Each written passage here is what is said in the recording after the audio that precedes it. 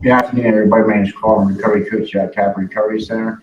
This is our coffee and conversation meeting for the day. And the article out here is by SteveRosePhD.com. So if you like this article, you go to SteveRosePhD.com. And the article I have is the 5 stages of change in recovery. So we'll hop right into it. It says recovery is a journey that many individuals undergo as they work to overcome addiction, mental health issues, or other life challenges. This journey is not necessarily linear and involves a series of stages and personal transformations. The 5 stages of change model, also known as the Transthetical model, is a widely recognized framework that helps individuals better understand the recovery process. So the 5 stages of change are: number one, pre-contemplation, denial of a problem. It says two, contemplation, awareness and awareness. It says number three, pre-contemplation, decision and planning for change. Number four, action, implementing new behaviors. This is number five, maintenance, sustaining change, and preventing relapse. By breaking down the journey into stages, individuals can better comprehend their own experience, identify areas of growth, and ultimately move toward lasting change. This article will explore each of the 5 stages of change in detail and provide strategies for successfully navigating through them. So we'll go to the first one, pre-contemplation stage. Definition and characteristics of the pre-contemplation stage. The pre-contemplation stage is the first stage of the recovery process. At this stage, an individual may not yet recognize that they have a problem or may be in denial about the severity of their addiction or mental health issues. They may feel defensive and resistant to change, often downplaying the negative consequences of their behaviors. Common thoughts and feelings during this stage. During the pre-contemplation stage, individuals may experience a range of thoughts and feelings that prevent them from acknowledging the need for change. These may include fear, anger, guilt, or shame. They may rationalize and justify their behavior and focus on blaming external factors such as work, relationships, or even genetics. This stage can be marked by a general lack of self-awareness, and an individual may not yet see the value in pursuing recovery. I like how it says this includes fear, anger, guilt, or shame. So we can rationalize our behaviors, the way we feel, and the way we act. We justify, rationalize, and recovery is about active change of our thinking or behaviors. And it talks about we're not aware of some of these things. For me, I wasn't aware. I knew some, but to deep down understand some of these things that I was dealing with, I couldn't comprehend it. I didn't have an understanding of it. So strategies for recognizing and moving past pre-contemplation. It says one, identifying personal barriers. And we'll go to move beyond the pre-contemplation stage, individuals must first identify the barriers that prevent them from acknowledging their problem. This may involve examining their beliefs and attitudes about addiction, mental health, and recovery, as well as any perceived social stigma surrounding these topics. By confronting these barriers, individuals can begin to challenge their preconceived notions and become more open to change. It says, number two, increasing the awareness of the negative consequences. One way to encourage the shift from pre-contemplation to contemplation is by increasing the awareness of the negative consequences associated with addiction or mental health. Issues they may involve reflecting on personal experience, listening to the stories of others in recovery, or researching the potential risk and long-term effects of their behaviors. Greater awareness can lead to increased motivation for change. Says number three, encouraging empathy and self-reflection. In order to make progress in the recovery journey, individuals must develop empathy for themselves and others. This involves recognizing their own suffering as well as the impact of their behaviors on loved ones. By engaging in self-reflection, individuals can begin to gain insight into their thoughts, emotions, and patterns, which can help them see the need for change more clearly. Alexa talks about, it says, this may involve examining the beliefs and attitudes about addiction or mental health and recovery, as well as perceived social stigma surrounding these topics. Says by confronting these barriers. So that's one thing I didn't do when I first got in recovery, right? When I was in active addiction, I actually set my own barriers, right? My own barriers and life challenges. And so I would make things up in my head that was preventing me to change and get into recovery. I would tell myself, we talk about self negative talk. I would make up things in my head that weren't true. I would tell myself that I can't get clean or stay clean. There's no way I can have a good life. We were filled up with anger, self pity, fear, resentment. And if we stay stuck in that, we don't have a good chance of recovery. We stick in this negative mindset in these self-made prisons, and we set these barriers in front of ourselves. And so we back ourselves out the door more and more, and we can't see on the other side of things. So if we're just setting ourselves up, I'll set myself up for failure. If I'm telling myself this stuff, if I'm making things up, and if I'm not willing to change, it's just, recovery is not going to be on my agenda. I have to break out of this self-pity and this fear and resentments to actually put that aside and focus on me and what I need to do for my recovery. The next one is contemplation stage. Definition and characteristics of the contemplation stage.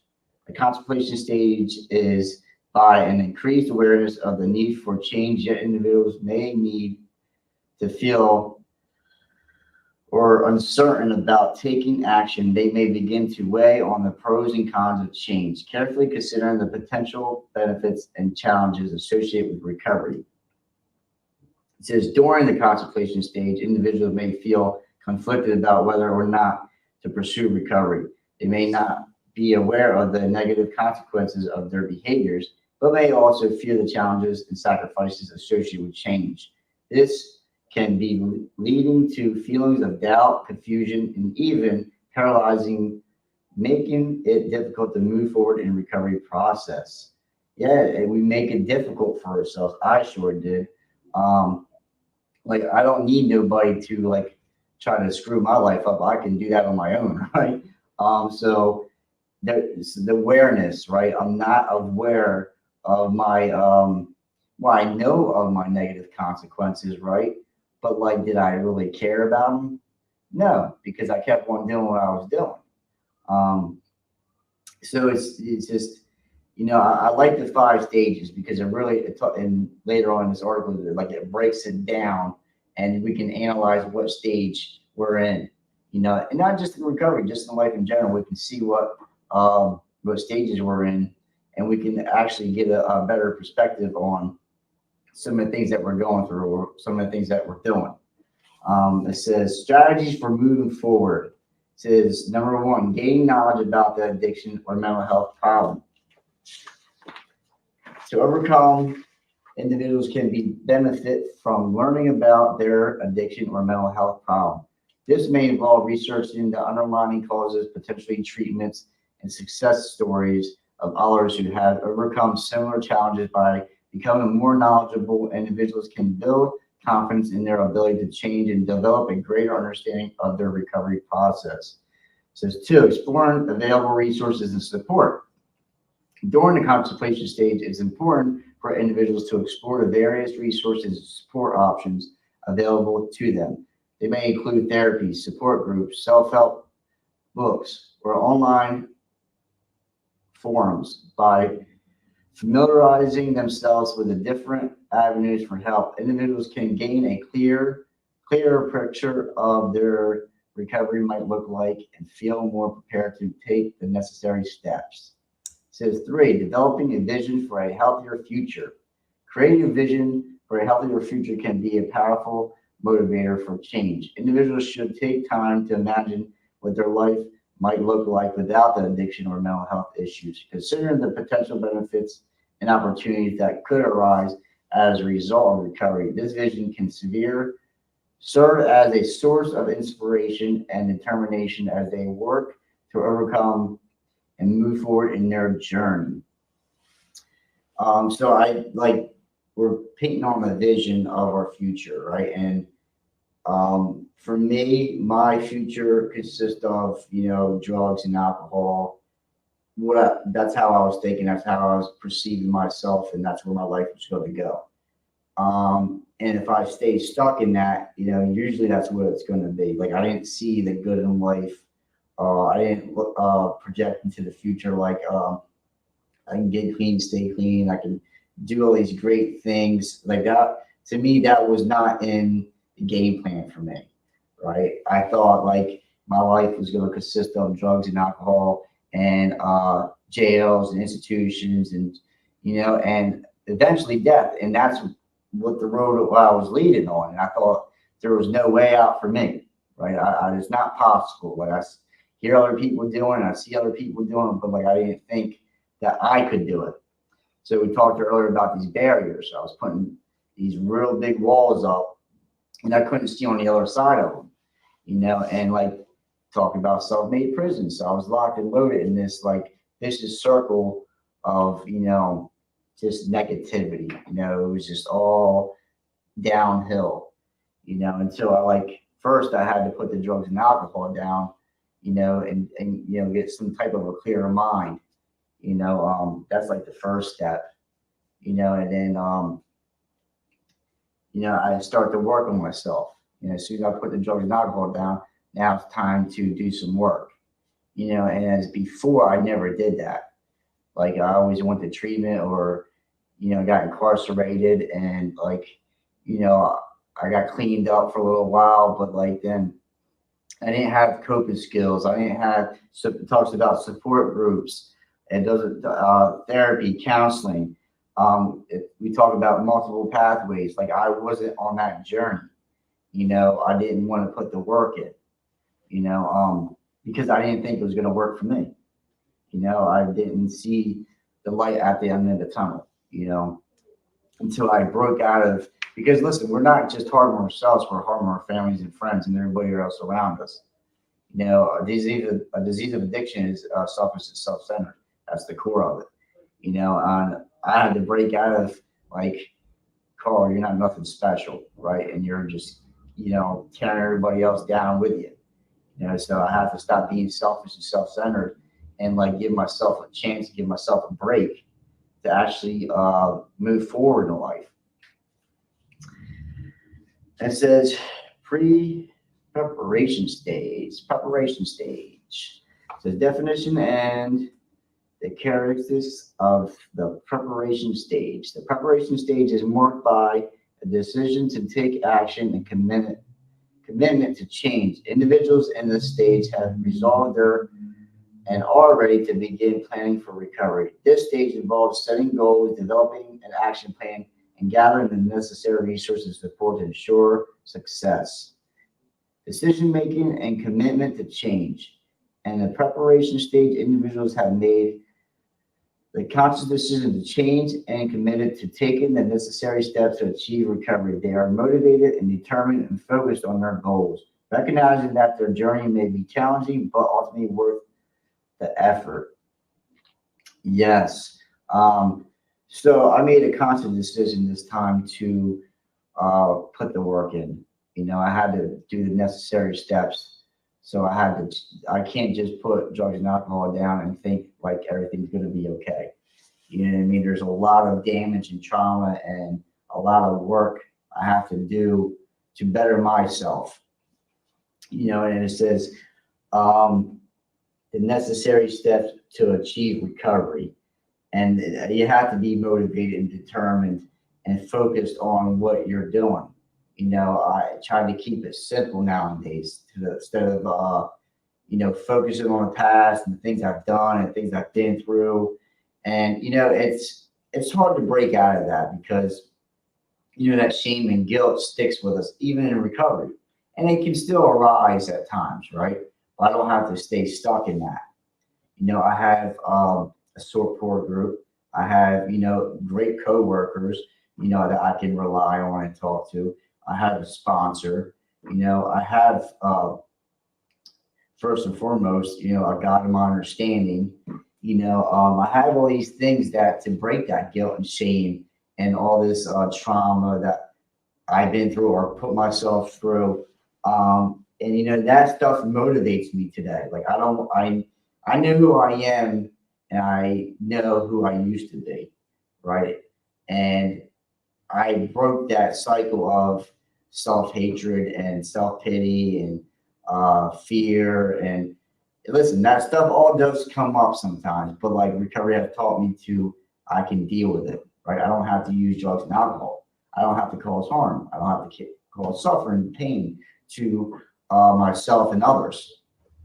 I can be motivated and give back. I can keep pushing forward in life. And I've stuck in the past and stuck in all that stuff. And like fear of the future, fear of change. We talked about that a little bit in the article too. The insanity part of it is like I felt more comfortable in this crazy disease of addiction, right, than seeing myself changing, right? I was more feared of changing than I was when I was stuck in addiction.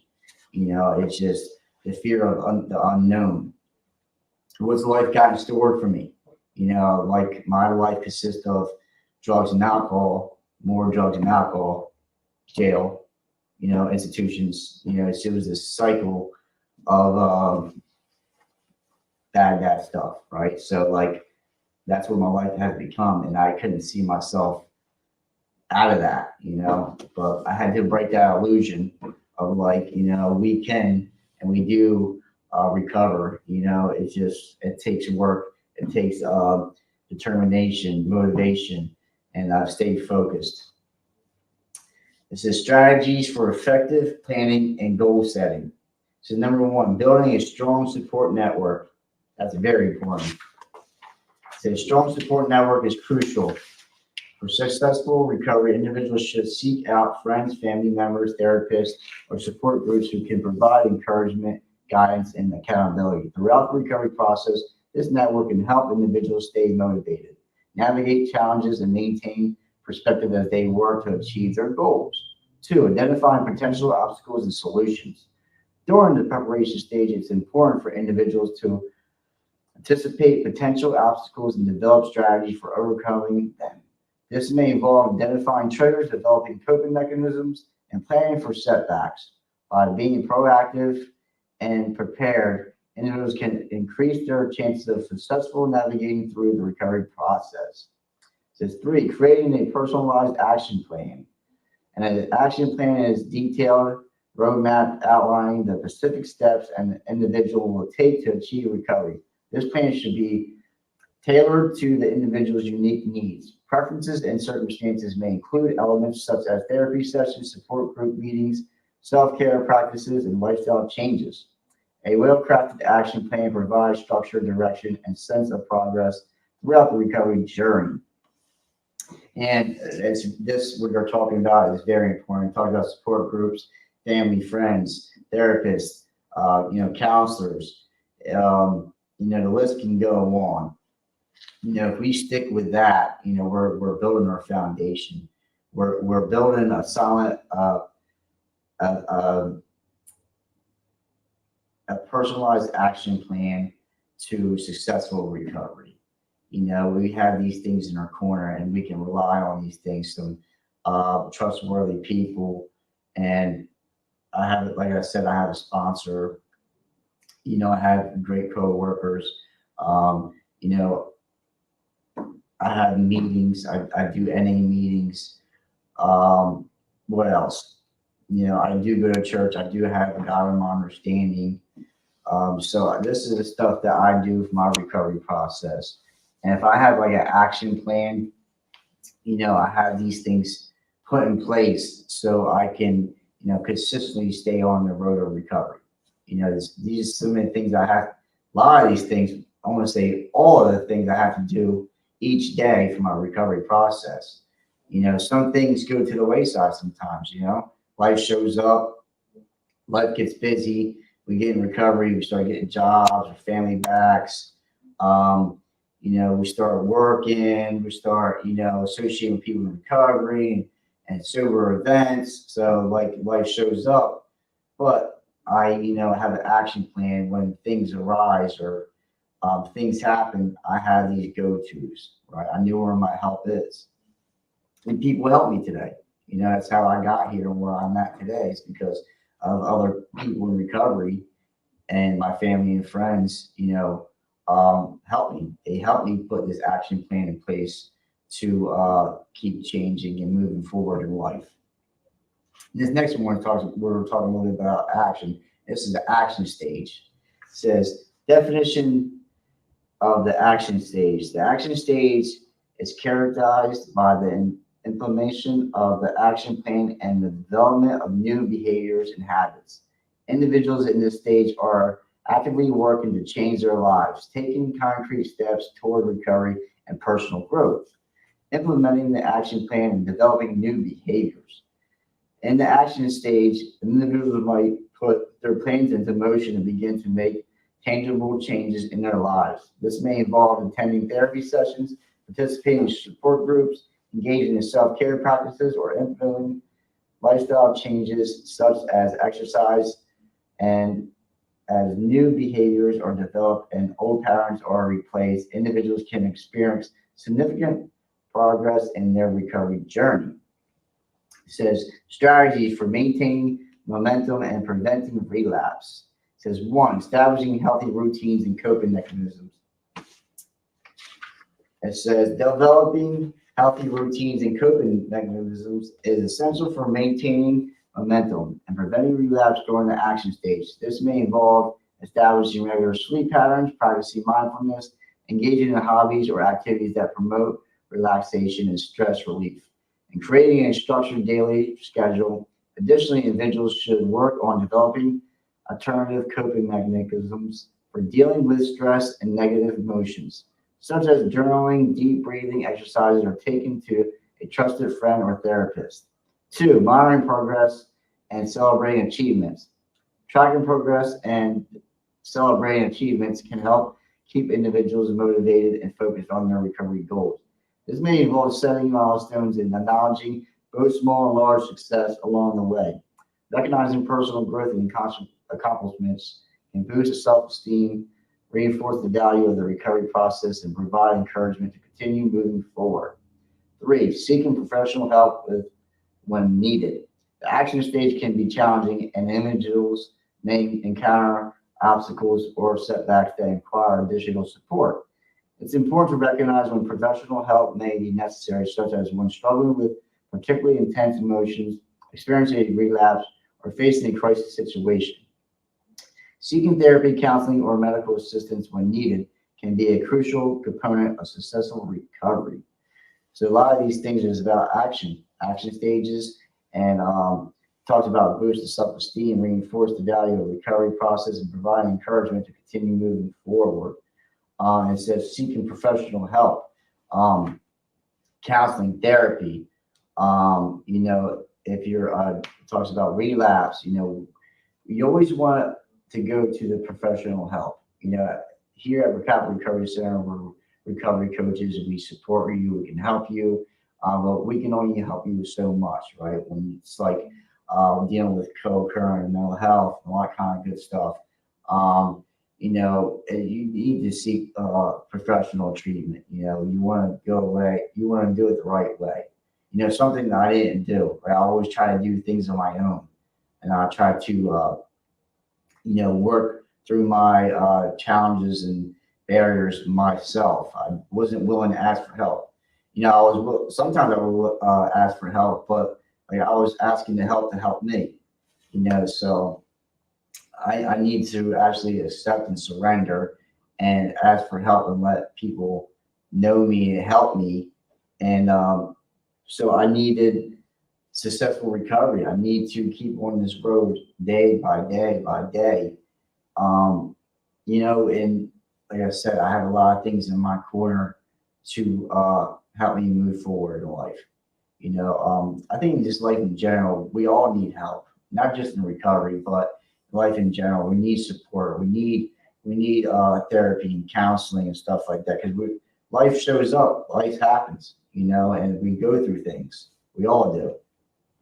So it's always good to have a solid foundation and put action. That's one thing I never did. I was always saying things, always running after the mouth, right? But I was never putting the work in. I was never putting the action behind what I was saying, right? It wasn't adding up, until I started putting some work in. My life started getting better. And this last one is the maintenance stage. Definition of the maintenance stage. Maintenance stage is by the sustained practice of new behaviors and habits, as well as the ongoing prevention of relapse. Individuals in the stage have successfully implemented their action plan and have made significant progress in their recovery journey. The focus now shifts to maintaining these changes and continuing personal growth to sustain long-term change and preventing relapse. During the maintenance stage, individuals must remain vigilant in their efforts to prevent relapse and maintain the positive changes they have achieved. This may involve continuing therapy, attending support group meetings, and consistently practicing self-care and healthy routines. Individuals should also be prepared to adapt their action plan and coping strategies as their circumstances and needs change over time. The strategies for ongoing success and personal growth. Number one, continuous refining and updating the action plan. As individuals progress in their recovery, their needs and circumstances may change, requiring adjustment to their action plan. It's important to regularly recess and update the plan to ensure it remains relevant, effective, and aligned with personal goals. This may involve adding new strategies, modifying existing ones, or limiting elements that are no longer helpful. Yeah, so we put an action plan in place, but things need to be adjusted. They need to be refreshed. I have listen, life throws you curveballs. We need to learn to adapt, right? When things arise, I knew where I can go and get my help at. I'm not just going using drugs and alcohol today, right? And I had better coping skills. I had healthy behaviors today, more healthy behaviors today. Like I knew where I can go if I need help. It says engaging in self-care and stress management, maintaining self-care practices and effectively managing stress are essential for ongoing successful and recovery. This may involve prioritizing physical health through exercise and practicing mindfulness and relaxation techniques and nurturing social connections support networks. By prioritizing self-care and stress management, individuals can reduce the risk of relapse and maintain their overall well-being. It says three, staying connected with support networks. Maintaining close connections with support networks can be crucial for continued success and recovery. They may involve attending regular support group meetings, staying in touch with friends and family who have been supportive, or seeking out new connections with individuals who share similar goals and values. These connections can provide ongoing encouragement, accountability, and inspiration as individuals continue their journey toward lasting change. Yeah, that's one of my aims today, is long-lasting recovery. As before, I think I told you that I would go to treatment, go away for a little bit, get the drugs and alcohol out of my system, clean up, and I was right back out the door. So today, I'm looking for a long-lasting recovery. And that talks about maintaining close connection with support networks, support groups, meetings, NA meetings, AA meetings, Al-Anon. There's multiple pathways and multiple meetings that you can go to, therapists, counseling, a higher power, self-care as of, there's yoga, there's, other spiritual things that you can do. And self-care is very important. I look at self-care is, when I first got in recovery, the most loving thing you can do for yourself is not use drugs and alcohol, first and foremost, right? But then working on yourself, right? Freeing yourself from this anger, fear, and resentments and self-pity freeing yourself from all that baggage. And some of it sticks with us longer than, some things stick with me longer than they should, right? But like I'm working towards freedom, right? I'm working towards breaking these chains of all this stuff I came into recovery with. We come in here with some baggage. I sure did, right? And whatever that looks like for you. Like I had just little things that I went through in recovery, like never had a license, right? I finally got a license. Never had a consistent job, right? Got a job. I was never reliable, accountable, trustworthy. I am reliable, accountable, and trustworthy today. These are the things that I've learned in recovery that I have to do and have to be to have long lasting recovery.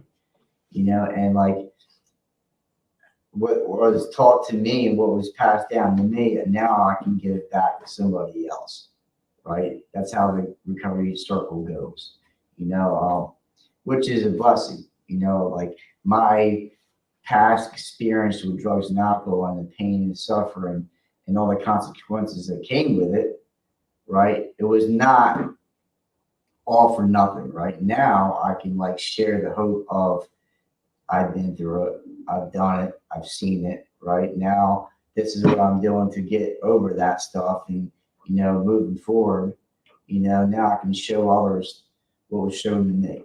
That's the beauty of recovery. But yeah, the 5 stages of change and recovery. This is a pretty good article. And if you like it, you can go to steverosephd.com, the 5 stages of change and recovery.